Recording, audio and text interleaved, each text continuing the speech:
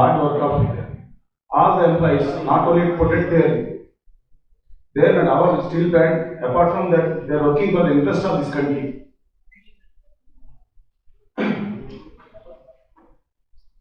విశాఖకు పొద్దున్న చెప్పి ఎంతమంది చెప్తాను, ఆంధ్ర హక్కుని కాదండి, తెలుగు జాతి హక్కుగా మనం భావించాలి.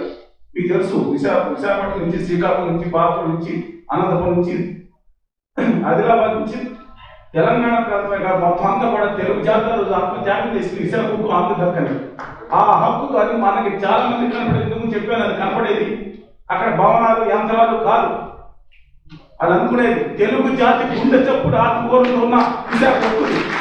అందరూ పర్సనల్ చాలా మాట్లాడాలి చెప్పారు మంత్రి గారు చెప్పి పాటించాలి కాబట్టి అందుకని ఒకటే చెప్తున్నాను,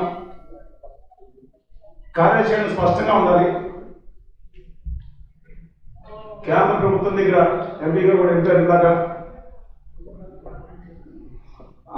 నేను 10 సార్లు చెప్తున్నాను, ఆంధ్రప్రదేశ్లో అక్కడ గౌరవ ముఖ్యమంత్రి గారు, గౌరవ ప్రతిపక్ష నాయకులు ముగ్గురు ఎలాగ చేతివేల స్ఫూర్తితో ఆరని అగ్రికల్లా పోరాడే శక్తులు, వామపక్ష శక్తులు మీ పక్కన ఉన్నాయి.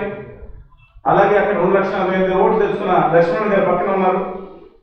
అందరూ కనుక అన్ని పక్షాలు కనుక ఒక్కటే నిలబడితే ప్రపంచం ఏ శక్తి అక్కడికి వచ్చి విశాఖపట్నం చూపెట్టింది అది ఆపుతుందండి.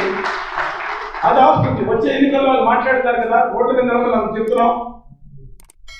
మళ్ళీ నేను చెప్తున్నాను, ఎంత మన మోడీ గారు వస్తే ప్రత్యేక హోదా నామిస్తారు, రాష్ట్రం కాదు దేశం 1000 సంవత్సరాలు కూడా ముద్రేస్తారంట. 370 సీట్లు వస్తాయంట. ఎంత నేను చెప్తాను, రాష్ట్రం నాది హిట్లర్ కూడా ఇట్లా మాట్లాడాడు. ఒక స్టీల్ ప్లాంట్ ఆగదు. ఇందాక యశ్వర్ గారు చెప్పారు, రాజా గారు కూడా మన కుటుంబంలో కూడా వస్తాడు.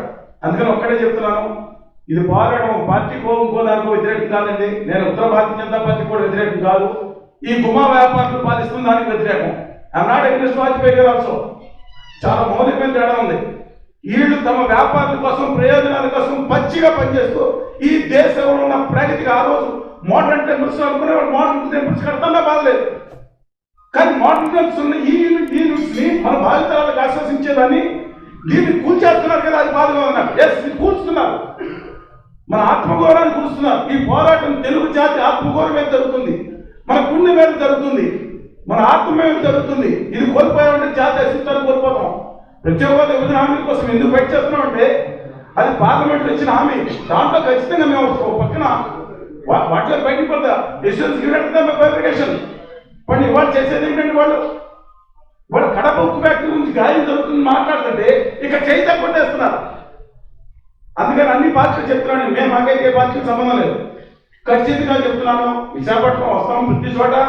విశాఖపట్నం కాదు, ప్రొఫెసర్ గారు వచ్చారు, సదాశివరెడ్డి గారు అనంతపురం నుంచి ఎక్కడ ఉన్నారు ఇక్కడ, సదాశివరెడ్డి గారు కానీ అవతల పోతు బాలపాడు అమరావతి నుంచి అన్ని ప్రాంతాలకు సంబంధించి రేపొద్దున ధర్నాకి తెలంగాణ ప్రాంతం నుంచి కూడా అందరూ వస్తున్నారు. సదాశివరెడ్డి గారు ఎక్కడున్నా నేను చెప్తున్నాను. అందుకని ఖచ్చితంగా ప్రతి ఒక్కరు కూడా మొత్తం రాష్ట్రంలో ఉన్న కాదు 13.5 కోట్ల మంది తెలుగు ప్రజలు ఉన్నారు ఇక్కడ ఈ దేశంలో. అక్కడ తీసుకెళ్దాం. క్రితంసారి కర్ణాటక వెళ్ళి ప్రచారం చేశాం. ఏ పార్టీ ఓటేమని చెప్పాలి, ఏ పార్టీ ఓడించాలని చెప్పాం. అందుకని మళ్ళీ చెప్తున్నాను, ఉత్తర భారతీయ జనతా పార్టీతో ప్రత్యక్షంగా పరోక్షంగా ఎవరు పొత్తు పెట్టుకున్నా విశాఖ ఉక్కు కానీ, విశాఖ ఉక్కు తెలుగు జాతి గుండె అక్కడ ప్రతిఫలంగా అక్కడ కనపడతా ఉంది. వాళ్ళు మాత్రం రాజకీయంగా నిర్ణయం తీసుకోండి. మీరు తుక్కు పట్టుకోవాలి చెప్పండి. నాకు ఎవరైనా చెప్పలేదు, నా తోటి తమ్ముడన్నా మీ అన్నలా సరే కోటి అలదేం బయటికి నేను చెప్తున్నా. అందుకని నేను కావాలి డొనేషన్ కావాలంటే నేను కొంత వస్తానో తెలీదు. ప్రతి ఇంటికి విశాఖపట్నంలో నేను తిరిగాను. ప్రతి ఇంటికి తిరిగినప్పుడు ఎక్కువగా కొంతమంది స్పందన లేదు.